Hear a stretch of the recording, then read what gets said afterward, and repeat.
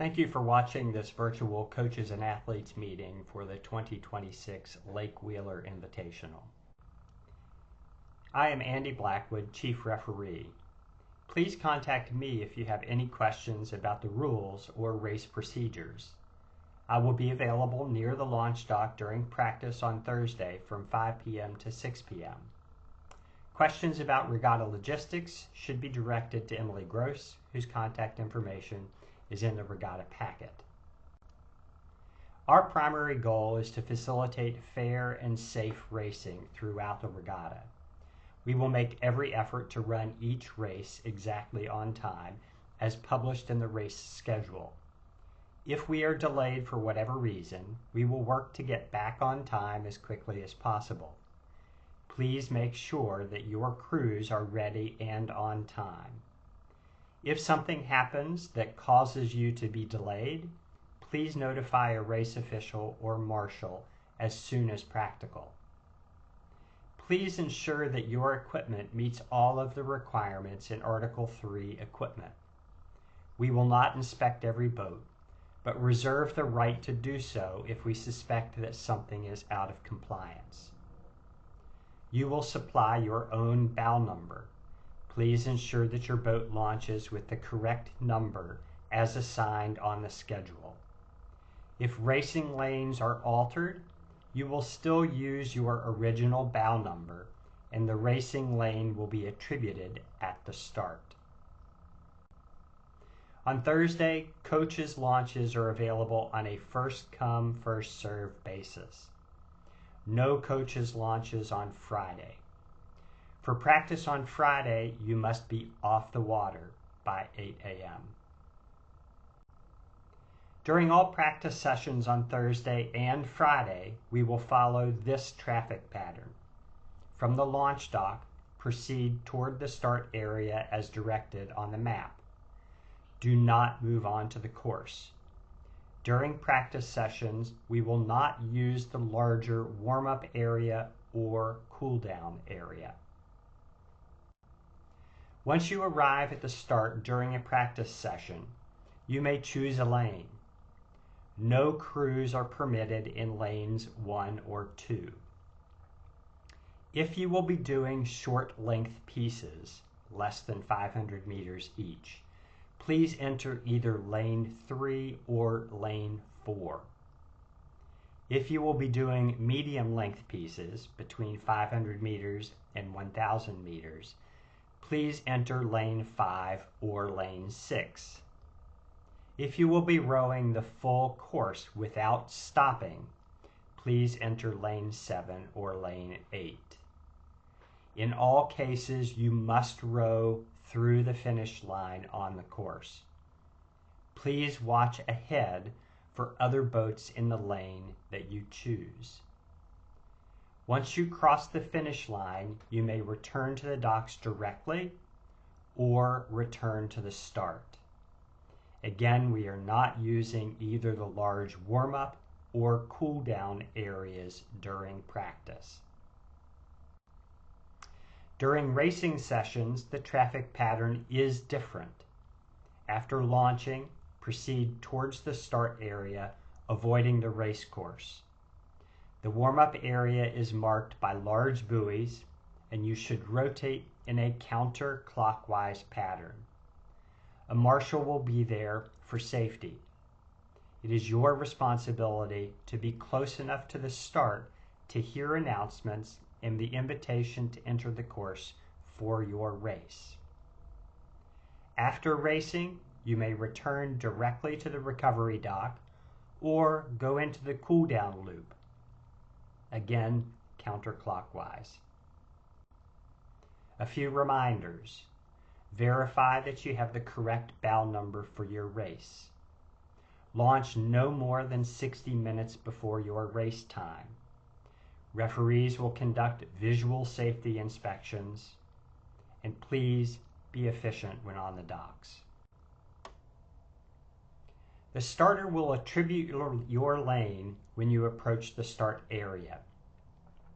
Lanes are numbered 1 to 8. 1 is the closest to the warm-up area. 8 is furthest away. Lane numbers are on the side and front of the lanes. You may practice in your lane once it is attributed by the starter. Lock on the left side, closest to the warm-up area, of the start platform. You must be locked on no later than 2 minutes before your race. All coxswains must be proficient to back into the stake boat with a crosswind.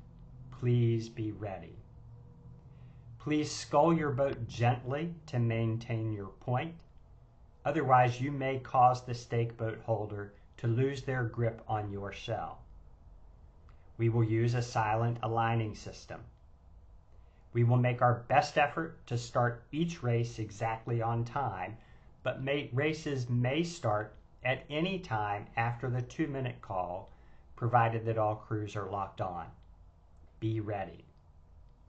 We will use the standard starting procedures. Commands with a flag. Crews will be announced by name, followed by attention, go, with the simultaneous flag drop. A quick start will be used if deemed necessary by the starter. In this case, the starter will announce that they will use a quick start. The commands then are quick start, attention, go, with a simultaneous flag drop. The breakage zone is the first 100 meters. Buoys will change color at the end of the 100-meter breakage zone. If you leave the start area, you accept the start. If you do not believe the starting conditions are fair, stop rowing in the breakage zone. Objections about the start that are lodged at the finish will not be accepted. In the event an equipment malfunction occurs prior to the start or in the breakage zone during the race, or another concern, e.g. a medical issue, occurs prior to the start of the race, and the official, in consultation with other designees, assess that the equipment breakage or medical issue cannot be rectified immediately, all boats in that race will return to the dock. We will do our best to reschedule the race. During the body of the race, the referee will use a white flag to instruct you. There may be a media launch in lane 10. At the finish, you will hear an audible sound and a flag will be displayed on shore to indicate when a crew crosses the finish line. If you or one of your rowers needs medical attention, raise your hand to get the attention of the referee or the finish marshal. Raise your hand if you have an objection or want to talk to the referee who followed your race. Objections must be raised on the water. Be ready to describe the situation, how your crew is impacted, and your desired resolution. Please review the rules to be familiar with the options that are available to a referee at the conclusion of a race. The cool-down area is off the end of the finish area. Please use the cool-down area for no more than 20 minutes. You will rotate again in a counterclockwise pattern in that small cove. You may also return to the dock directly from the finish line or from the left end of the cool-down loop. Please stay well away from the race course. Medical personnel will be located near the trailers and the launch docks. In the case that the course must be evacuated, our primary goal is to get all crews back to the docks. Listen and follow the instructions given by the referees and marshals. Your buses are your designated safe location. We will actively monitor the weather, and again, priority is to get everyone back to the docks. Thank you, and again, please contact us if you have any questions.